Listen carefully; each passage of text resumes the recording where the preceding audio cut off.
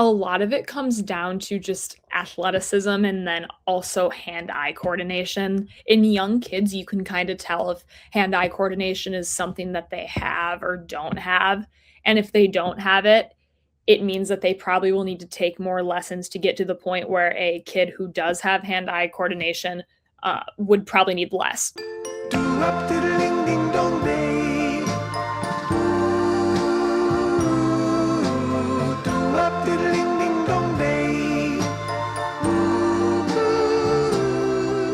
Today, we interview Annika Elvestrom from the Creighton women's tennis team over in Omaha, Nebraska.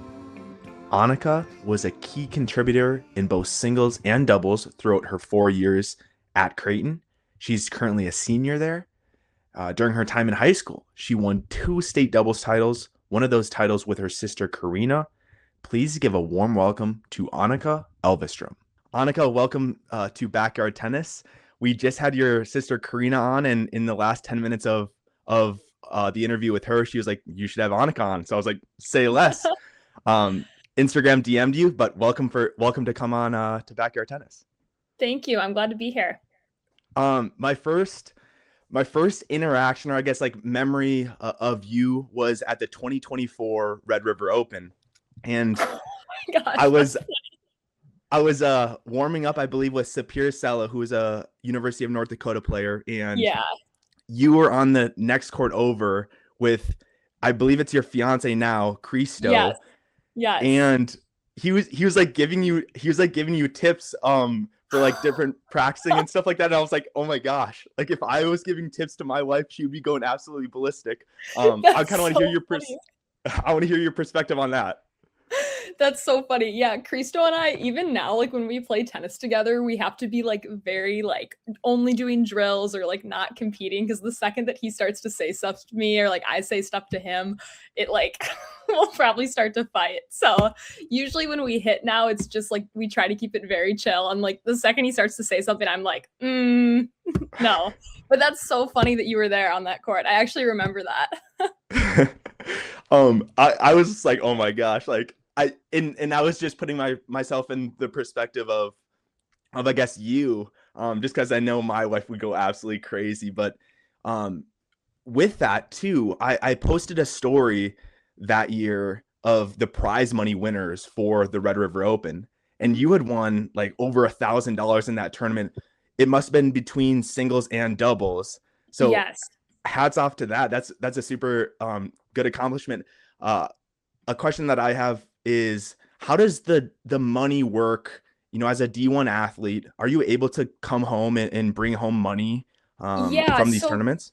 for a while, you weren't allowed to. I don't remember exactly what year the rule changed, but I think it was like under $10,000 or something. I could be like way off, but I think it was like, oh, if you make under this amount, you're allowed to keep it, or if it's enough to where it covers your expenses for the tournament. So, for example, that tournament, I made like $1,000. So technically, like that would have covered my 3-night hotel and food. So like I could keep it. But I think some athletes have had at before the laws changed, like run into issues where it would be like, oh, they make 10,000 at like some pro tournament. And it's like, okay, it's covering their stuff, but it's a little bit over. And I think that's why the laws changed recently. Because obviously now with like NIL and all that other stuff, like you're allowed to keep a lot of what you make. But yeah, at the time, yeah, it was, I didn't make, I mean, yeah, maybe it was like $1,000, but it was enough to cover what I needed. So I was allowed to keep it without issue. Yeah. And I kind of think that's like a little bit ridiculous that there's now this NIL pool where, you know, players can make millions of dollars in college and Yeah. they can't go to, you know, a tennis tournament in the summer and win and bring home prize money, Yeah. because prize money is different than NIL money. Yeah. Do you agree with that? I It's so weird. You know, NIL, like I don't honestly know enough about it to even speak on it. I think that it is very interesting that college students are now making more than like pro athletes. Like you if you take for example like women's tennis, like some of the top women's tennis players are making more through NIL than they are when they go on the pro tour. You could say the same thing about basketball for women. It's just it's very interesting how you can be doing so well in college, and then the second you get out of college, it's like, oh wait, I'm actually not financially stable, like because of this money. So I don't know. I think it's really interesting. I don't know if I agree or disagree really, because I don't know enough about it to speak on it. But like from my point of view, it kind of doesn't make sense to as how that's like allowed.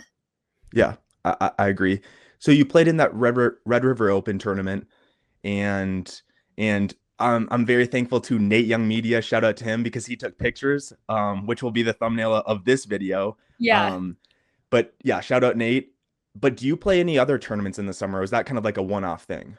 Uh, well, okay, so yes, I've played like the Sioux Falls Open, the Red River Open, which is the one I saw you at, and then sometimes Minnesota will have like ITAs of some sort, which I've done in the past. I didn't this summer because I had a super busy summer, but from my freshman to my junior year, I would play like 2 or 3 tournaments a year.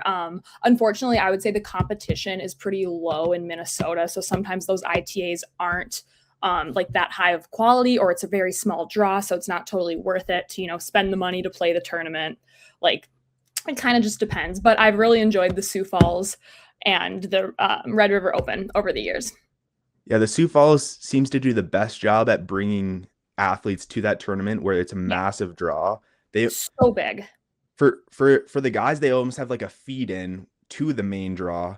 And Yeah, that's something that I wanted to ask you too, as well as for these draw or for these tournaments, the guys have like a 128-person draw, and the girls sometimes have like a 16-person draw. Like it's much smaller. yeah. Why do you think that is that a lot of like the college female players maybe aren't playing in the summer? I think that it honestly might just be like the drive to actually play. Guys overall, like maybe there's a little bit more like guys are a little more competitive by nature. I don't know. That's just a guess. Girls are more like, like I'll just chill for the summer, then I'll play again when I get back to school. I would say that changes though at like a high D1 level, like the top 50 girls teams in the nation, like they are playing all summer, like for sure. I think it's just in the region that we're in for women's tennis, it's pretty weak just because we don't have access to courts. We don't have like for winter. Right. Clubs aren't as nice, that's just how it is. So I think a lot of girls, like I know a lot of girls I know or my teammates are kind of like, oh, like I want to play, but I don't have maybe access to courts here. I don't want to do this or that, which then leads to them being like, why would I go play a tournament and whatever? Whereas I think guys are more like competitive and like wanting to go play and whatnot. But I don't know. That's a really good question that I've always wondered because that draw for men is so huge compared to women. Mm-hmm. And Crazy. it gives, people like yourself, maybe more of an opportunity to, get into the money, Mm-hmm. because you're not competing against, 60 other people, which is kind of cool. It is cool. Yeah. Yeah. Getting a little opportunity to win, thousands of dollars. That's not a small amount. Yeah. Um, but, and you mentioned this before, but, growing up in Minnesota, maybe the level is a little bit weaker than some of the other places in the United States. Mm-hmm. And you had won, 2 doubles championships in high school, one with your sister. Who was Mm-hmm. the other one with? I wasn't able to find that info. Sarah Shabazz. Okay. I don't know if you know her name. She also plays D1 tennis now, but she was my teammate for years and was a really solid player. Yeah. In Minnesota, you can't play both. Like in North Dakota, actually, no, in the playoffs, you can't play both in North Dakota. But in Minnesota, you have to select, singles or doubles when you're going into the playoffs. And Yeah. I'm sure you had to make a decision. Hey, I want to go play doubles. Why did you choose doubles both those years rather than going singles? Because I knew that for doubles, I had a very good shot of actually getting a title. Whereas for singles, like I knew in my ranking, I was maybe like 5 in the state, like just based on like sure, I could upset someone, but like based on your ranking, UTR level, like I just kind of knew like, all right, I'll probably get third, fourth, fifth place instead of like first place. And I knew that if I played with Sarah or Karina, like we would have a really good chance of taking a title, which would be really fun. And especially because Minnetonka tennis was so strong for so many years, it would just be fun to, keep that domination and add another title on top of the other team titles that we'd have. Yeah, and you did it. You won 2 Yeah. titles, which Yeah. is super cool, which obviously caught the interest of of Creighton, where they gave you, an offer to go to school there, and you Mhm. said yes. Mhm. What was your college decision process like? Did you have other offers going into the collegiate atmosphere? Yeah, well, for a while, I wasn't even thinking about D1 tennis. I was like set on, oh, I'll go play D3, whatever. But then my like late junior year of high school or going into senior year, I was like, oh, wait, my ranking's high enough. Like, I'm kind of like, I think I have a chance to play like lower lineup in one of these schools, whatever. So I started reaching out to a couple mid-level D1 schools. And I ended up narrowing it down to it was Creighton, St. Thomas, Gustavus, obviously where Karina goes, and then Wash U St. Louis. Those were like my four. And I went to Creighton and I loved it so much. They have a great business school as well, and I'm accounting major, so that I really loved that.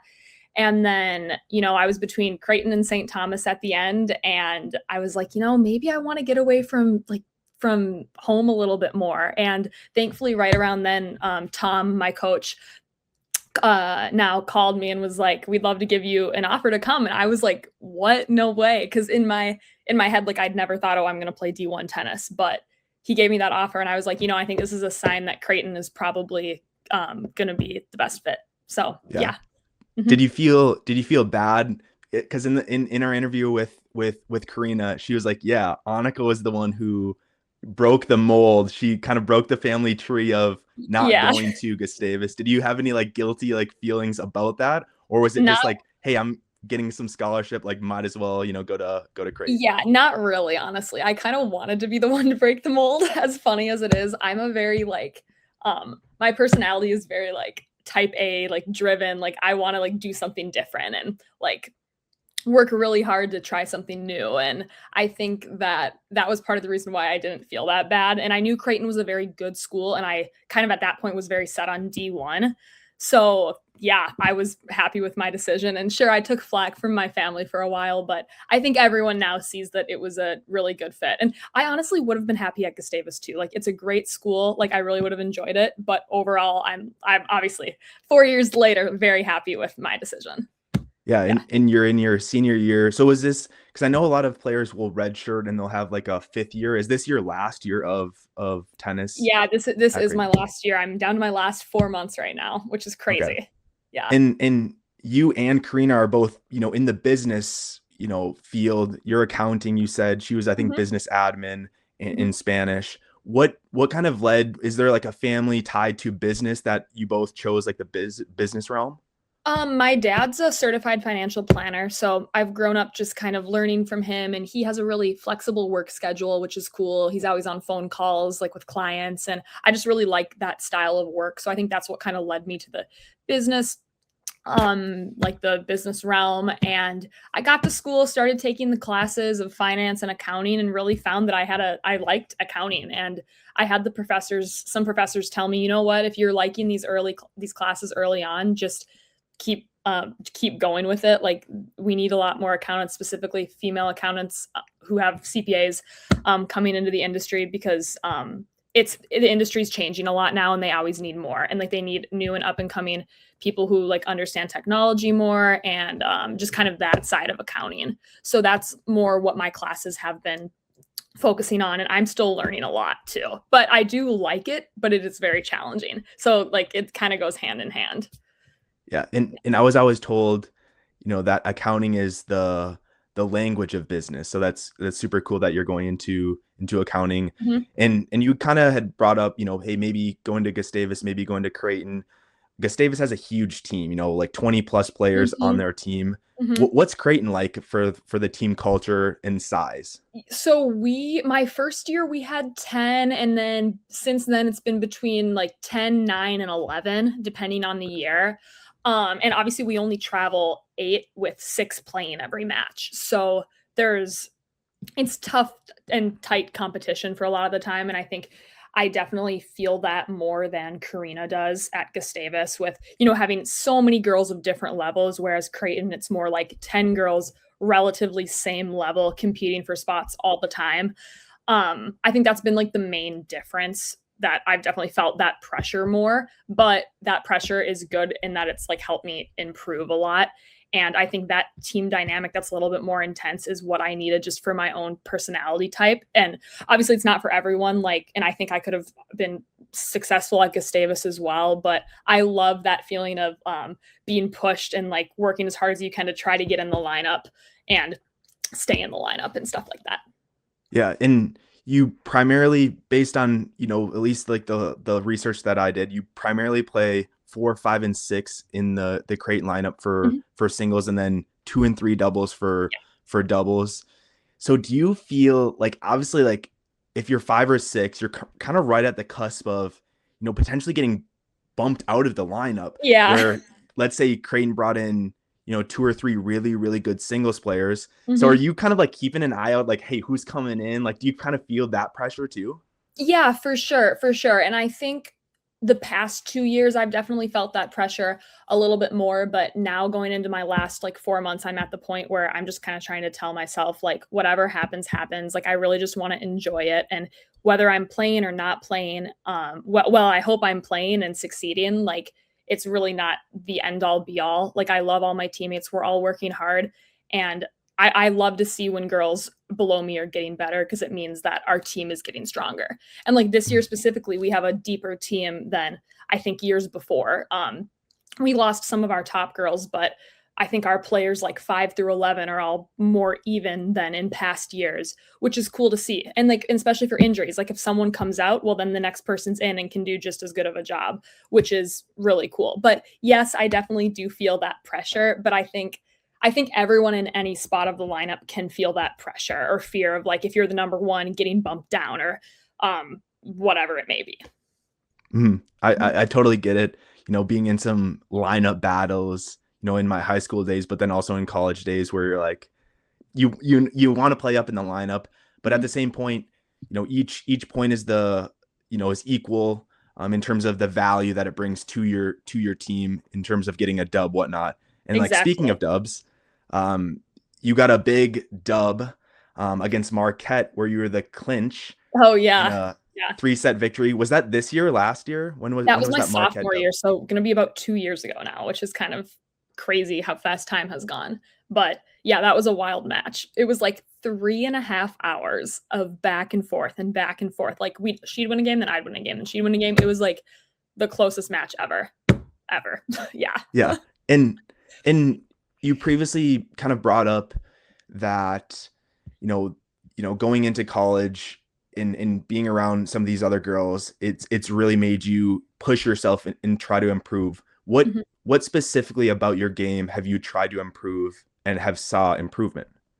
I've learned to be a little bit more aggressive, like in high school and middle school and whenever, like I was what you would call a pusher, like completely, like literally would just sprint and hit every single ball and just like lob back every time. And people would get annoyed. And I still kind of play like that, but now I have the ability to do it more aggressively where I'm actually like setting up a point and, getting to the net or serve and getting my slice off to an angle or something like that, rather than just like making every ball.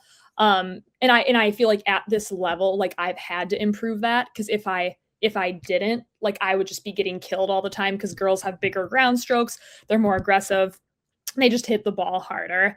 So I have to be able to hold my own and like, okay, even though I may not have the game that I hit the ball crazy hard or I'm crazy aggressive, I still need to be super smart with like my counter punching and like end points. I remember playing, Jackson Allen back in juniors. I think I was a junior or senior in high school, and he was 4 or 5 years younger than myself. And he was, he hadn't developed as much like physically. So he was like a massive pusher, at least to my memory. Yeah. And he beat me. It was like the most devastating thing ever.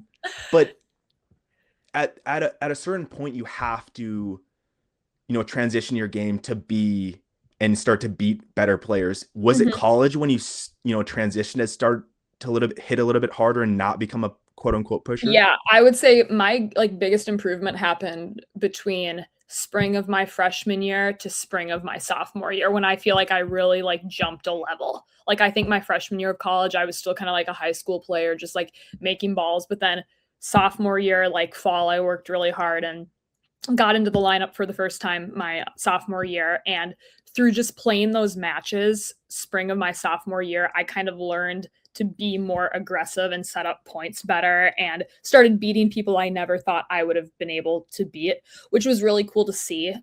Just that improvement overall. And like with that, I have to credit my coaches. Like they set up great drills in practice that have forced me to do things that I'm more uncomfortable doing. And playing sets against the girls on my team has been great, especially girls that are above me who hit the ball hard, where it's like I have to hold my own and like actually make something happen.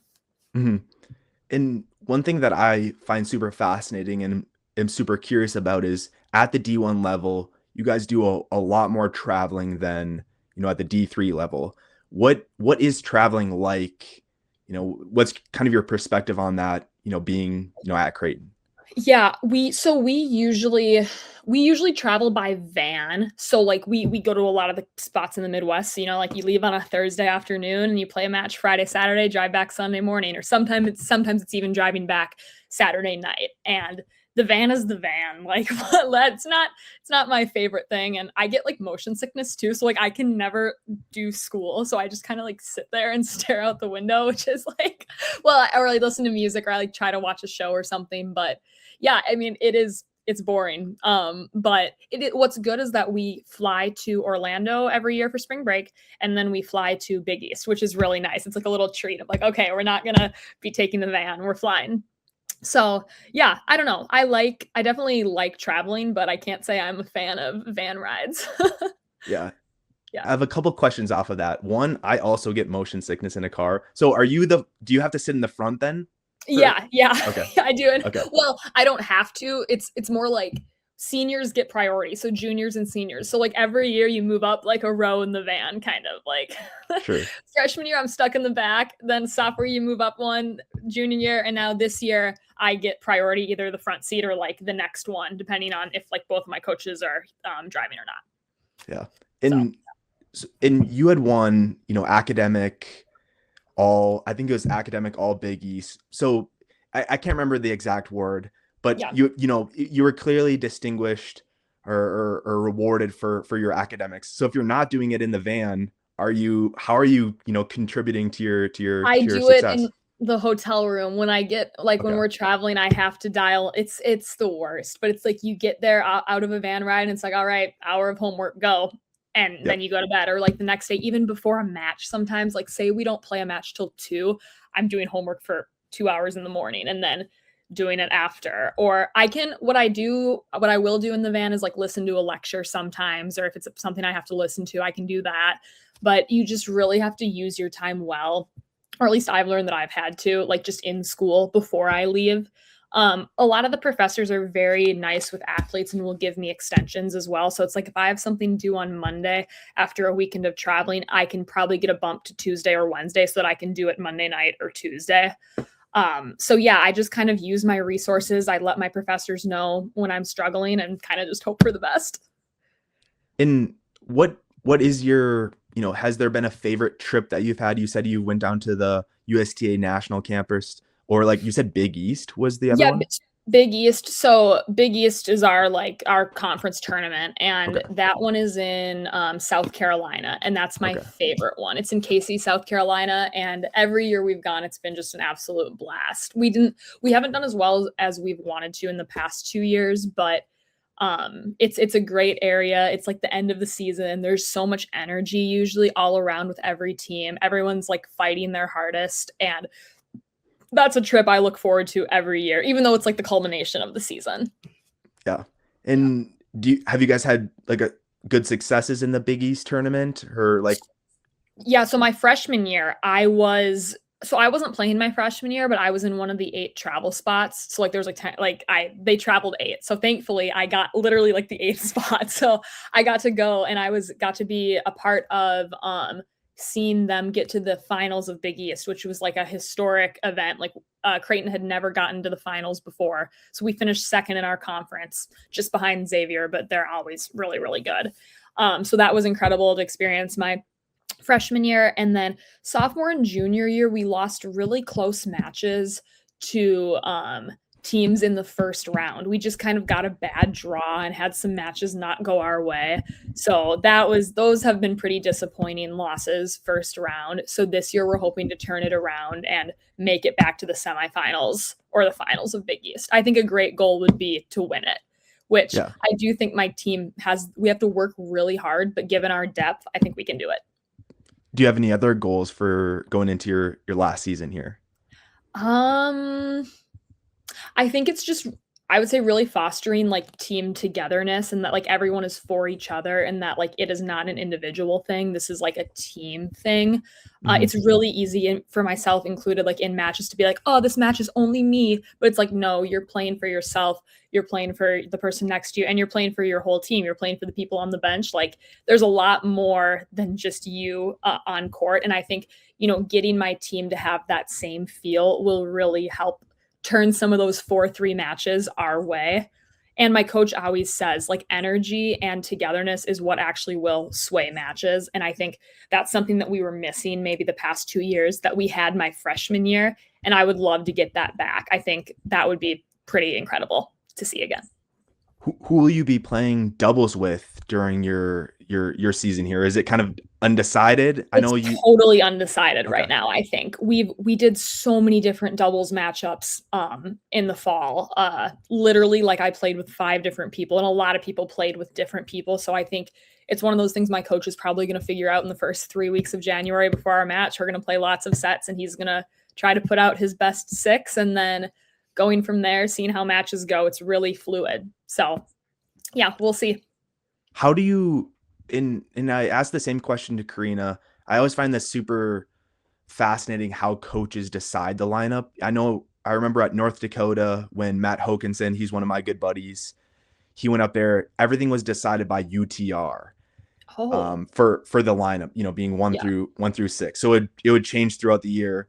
And asking Karina, she said that her coach just kind of picks Yeah. who the 1 through 6 are. How does your coach? I mean, maybe you don't know, but like, is there a rhyme or reason to the specific lineup? Yeah, I mean, it's definitely not UTR based. Like, my coaches are very diligent about watching how someone practices, how they play against teammates, and how they play in matches. So I think it's like matches against other teams. So I think it's a really big combination of those three. I personally don't think that like UTR like reflects exactly ability, because like it changes based on the day, based on the week, how someone's feeling, injuries. There's a lot of factors that go in, and I know that my coaches are constantly talking about it, like and trying to figure it out as they go. But yeah, I don't know. I mean, like, obviously if they have someone winning at 2 singles over and over and over again, they'll probably leave that person at 2 singles. But if the person at 3 keeps losing and the person at 4 is killing it, then they would switch to 3 and 4. Kind of, stuff like that. That's Yep. just like, okay, maybe their UTRs are this and this, but this is how they're performing in matches against other teams, which is like at the end of the day really what matters. Mm-hmm. So And yeah. I touched on it a little bit before, but every point in tennis, 1 through 6 is equivalent, to your team success. Like if you win at 6, it means just as much as if you win at 1. So with that, you almost have this weird ability to like stack your lineup where you could put the best player at like 3 and get a guarantee win. Do you see that at all at the D1 level? Honestly, rarely, because like coaches can dispute the lineup, I think, like Mm, after a match, and it's rare that that happens, but I think given that like those disputes are possible, coaches are very good about like not stacking, because mhm, you have to like prove it. Like if my coach were to go to another coach and be like, how in the world is this girl playing 2 and 4? They could actually like flip the match because of that. Like, even though the match is done, those matches could be like voided, or I don't know how it works, but mhm. you don't see much stacking at the D1 level as you did in high school. Like, I Sure. remember in high school it was like insane because coaches couldn't like, there weren't like lineup disputes, and there wasn't much you could really do about it because it was just high school tennis. But yeah, and I could be wrong too. There might be more stacking than I realize, but I don't think there is, from what I've seen. As like, there is occasionally, but not a lot. Yeah. I remember going down memory lane here, but I was in 7th grade, so such a long time ago. And I was the four singles player for Red Wing Minnesota, and we had an okay team. We were probably a little bit above 500. Mhm. Had some good athletes on the team, and we were playing a team Hutchinson, Yeah. and they were really good. But they had a guy who was for sure gonna be like he was for sure gonna win at one singles, and we had a pretty solid singles lineup. So our coach put me at one singles Oh my as a gosh. four singles freshman to play this guy, and then just stacked our doubles lineup, and then probably our two, three, and four singles were like probably better than me. Yeah. It was the craziest thing I've ever. I think we still lost, but like I remember after the match, I'm like, oh, what did we just do there? Yeah. Well, it's crazy because I remember, like, what we would do, and I don't know if this was stacking, but they would, like, so, for example, in Minnetonka, I was, like, 2 or 3 singles, but then they would, like, put me at, like, 1 doubles or, like, 2 doubles, like, there'd be or maybe not 2, but, like, they would move, like, me and Sarah to 1 doubles sometimes to try to, like, sweep doubles and win 4 singles. So there was ways Mm, you could do it strategically, but I think it was always, like, a little bit sus, like, "Okay, why are your 1 and 2 singles not playing singles?" Like, I don't know. yeah, and also too, I remember Mayo High School, like Sebastian Weil was, I think he was like an eighth grader at the time, or maybe like a seventh or eighth grader. And he was by far the best player on their team, but he played two singles all year long and like was just getting dub after dub after dub. I'm like, That's so I should get funny. Sibo on and call him out for that again. That's so funny. Yeah, he was really good. Yeah, super, super good. Yeah. Um, but so you have a couple goals, going potentially winning the Big East, which would be an incredible goal. Mhm. Um, at the D1 level, I see a lot of international players. Is your team comprised of mostly American players, or is it a lot of foreign players? We have mostly let's see, this year we have for international, we have one from Canada, one from Mexico, and another one from Brazil, I think. So I think we have 3 international players this year. It kinda depends on the year. There's been years where it's only been, like, 1 or 2, there's been years where it's been, like, 4 or 5. It kinda just depends, I think. I think you see it at the bigger schools sometimes where there's more international, whereas Creighton's a little smaller. Um, it's more, like, American, but yeah. Yeah, this is my ignorance a little bit, but where is Creighton? Is it Omaha? Omaha, Nebraska. Okay, Yeah, okay. yeah. What's it like being in Omaha? You know, at first, I did not like Omaha. When I first got there as a freshman, like, I was like, "Ugh," it's, like, so much smaller than Minneapolis, like, there's not as much to do, but I also didn't have a car, so I was, like, trapped on campus all the time. Then my sophomore year, I actually got a car. I was able to start exploring Omaha, and then, last year moved off campus into a house, and that's been so fun because it's like, okay, now I'm actually kind of starting my own little life in Omaha, and I get to explore, see more things. I really, really like Omaha's Midwestern feel. It's super chill, like super farmer, like I don't know, like it's a very chill city, whereas Minneapolis is much more bustling. Hmm. So it's a cool difference. But I really enjoy Omaha's food as well. They're known for restaurants and cafes and a lot of just hometown coffee shops and small businesses. So that's what's really fun. That's what I do with my friends. We'll go to those a lot. Does any restaurant stick out in your mind when you said that restaurant piece? Yes. So Saffron is this wonderful Indian restaurant really close to my house. It's so good. And I didn't like Indian food until I literally went here. I guess I'd probably never even tried it, but it's incredible and I totally recommend. Do you think you're gonna stay in Omaha after you graduate? I don't think so. No. I have a internship this summer in Minneapolis at a company called Protivity, but I'm hoping to be offered there for next September. So I'll most likely be in Minneapolis, but a lot of that depends on my fiance Christo, who is currently in the transfer portal because he has a 5th year. He had an injury, so he's kind of looking around right now, seeing what either grad assisting he could do or maybe taking a year. But right now, it's probably like 75% chance that we'll be in the Minneapolis area. Okay, that's super Yeah. cool. Mhm.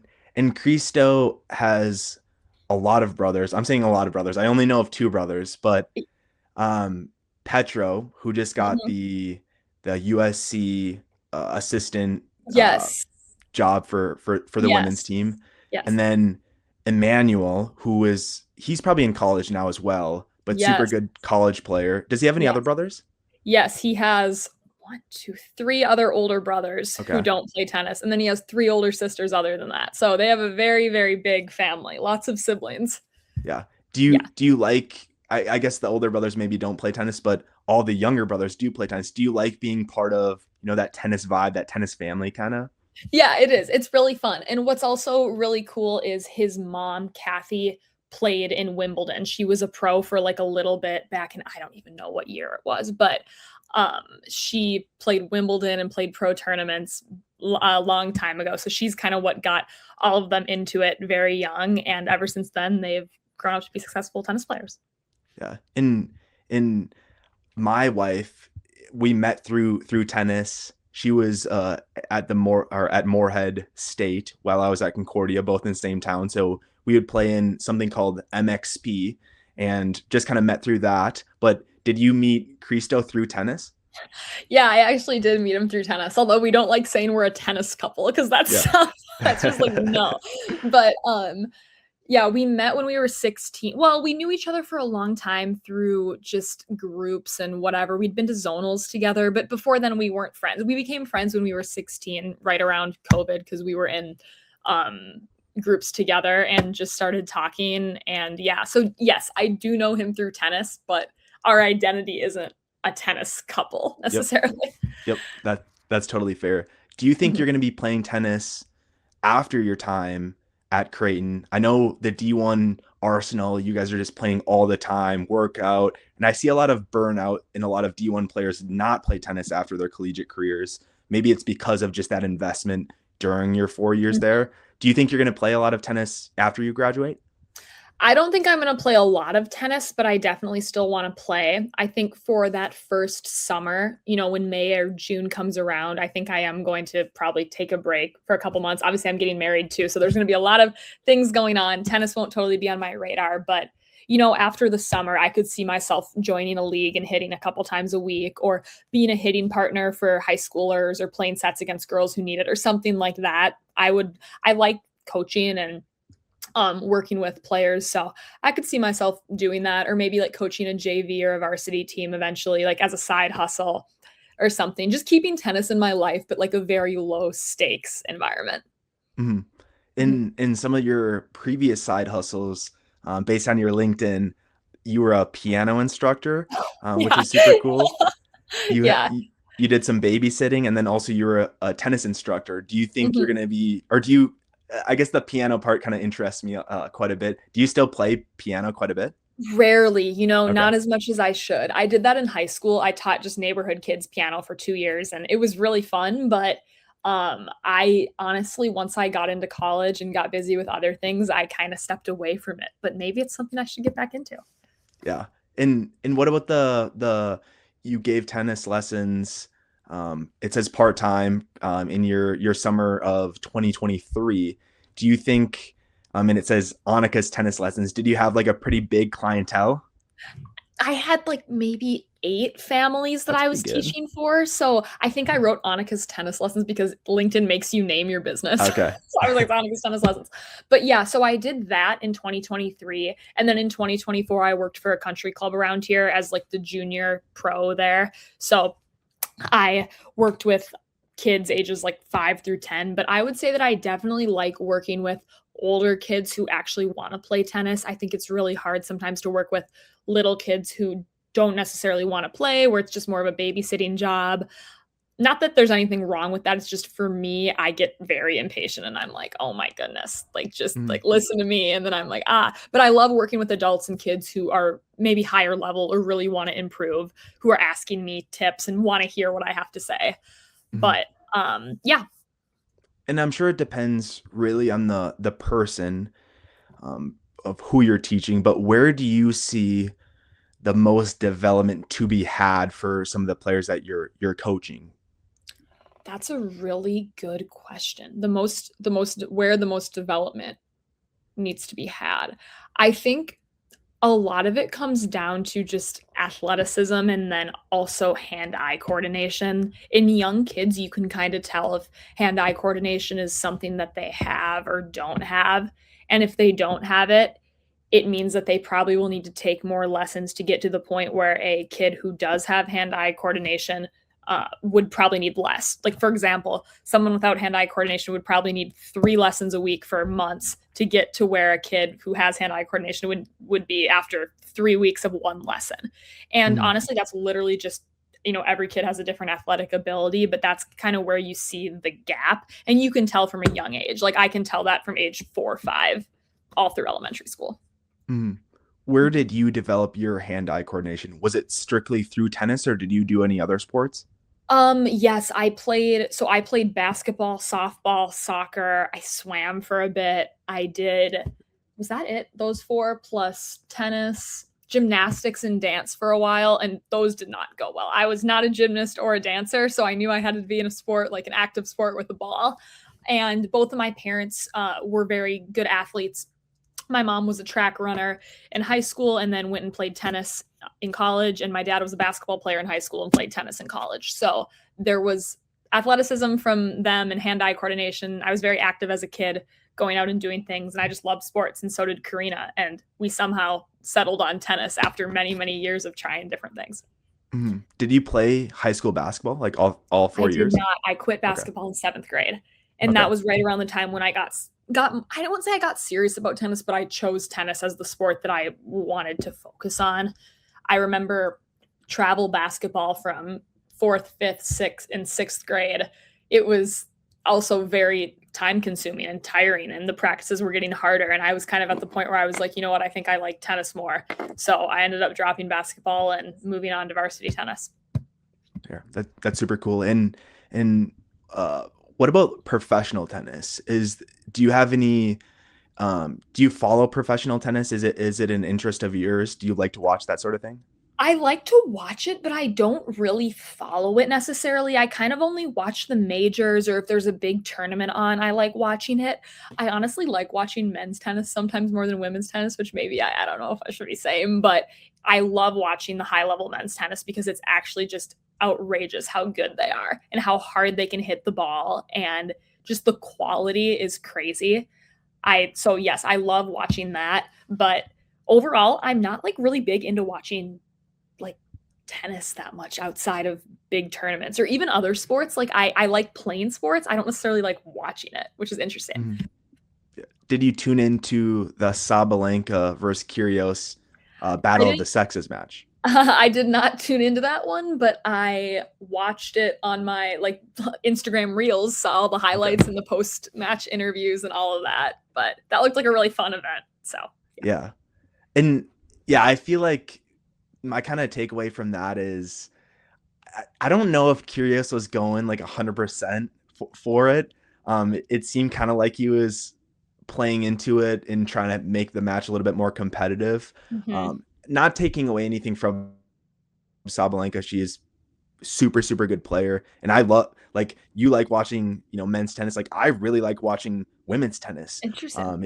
It, it, you can't tell, like, on TV, at least, like, the speed of play as Yeah. much. And for women's tennis, there's a lot more back and forth. And I probably am preferential to the guys' tennis still, but they're like, you don't have serve bots, if that makes Mhm. sense. There's not someone who's just completely just mashing the ball like a John Isner or like a Yep. Riley Opelka, where the points are shorter. It seems like the women's matches are a little bit, better rallies. Do you have any Yes. takeaway from that? Yeah, I agree. I think that's just because of the speed of the ball, and even if you look at, like, D1 men versus D1 women, of course, like, there's gonna be longer rallies and, because girls, they make more returns. With guys, you're serving so big, you can't even get a point started half the time. So, yeah, that definitely is a distinction, but I kinda like the fast men's game sometimes, and I'm like, "Dang, I wish I could play like that." If I had that serve and volley, I'd be I'd be so good. But, yeah, both are great. And one thing that's kind of cool about tennis is you play people of all different levels where, I've played, the number one spot at Red Wing, and I get to play like a Sebastian Weil or a Jackson Allen, and these guys go in. Jackson won a national title at his fourth or fifth year. It was at Virginia. Yeah, he was at Virginia. Virginia, yeah. Who do you think is the best player that you've ever played in tennis? Well, when I was 12, I played, or no, I was younger than 12. I might have been like 10. Right around the time I started playing tournaments, I played Liv Hovde. She's Okay. the girl who, she went pro for a couple of years and now she's at Duke, and she was in Minnesota for a few years before moving away to get really serious about tennis. But I remember playing her at some tournament when I was like 10, and she was good then, but she wasn't like really good. But I still think back and I'm like, all right, well, if she's ever like top pro, I'll be able to say that I played her when I was 10 years old. Did you get the dub? No, I don't think so. I think I lost. It was like close-ish. It was like 3-3 or something like that. But at the time, obviously, she was not as good as she is now. Mm-hmm. And it's always cool when Minnesota players go on to do bigger and better things. Like it would be so cool if she, made, a top 200 run or even got, better than that. Yeah. But my last question to you, Annika, and I pretty much end every interview that I have with this question, but do you have any specific shout outs that you would like to give or put out in the world? Shout outs? Is that like what's your definition of a shout out? Like my shout out is to you for coming on. But it can be anything. I mean, okay. I see. Okay. Open-ended. I'll shout out my coaches and my team this year. It's one of my favorite teams that I've ever had. Tom and Jean are like my favorite coaches ever, and they're so supportive and helpful and care so much about the team. And then my teammates are some of the best girls I've ever met. And I'm so hopeful for this season because of everyone's personalities and energy and just our team camaraderie. So yeah. There we go. Thank you so much, Annika, for coming on. I appreciate your time. All right. Well, thank you so much, Isaac. This was fun.